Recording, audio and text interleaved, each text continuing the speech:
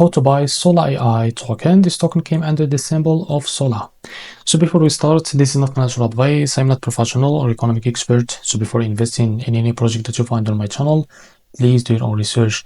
Now, before you go to buy this token, make sure to check the Direct account first and keep following the updates about this token. This is the most important. And go if you want to engage with their community.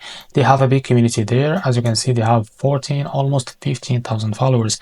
Now, to be able to buy this token is available, as you can see in the screener. This token it's increased by 6,000% in the last 24 hours. You can see this, it's trending now on the screener. Now the liquidity here unlocked by 99%, as you can see. That's meaning investment in a safe place. So to be able to buy this token, just copy the token that is from here. And as you can see, this token is under the Solana network.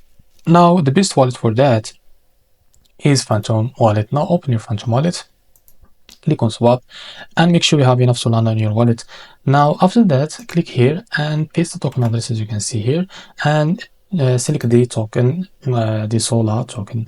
Now after that, type here how much you want to buy, wait a few seconds, and as you can see, this is how much you receive.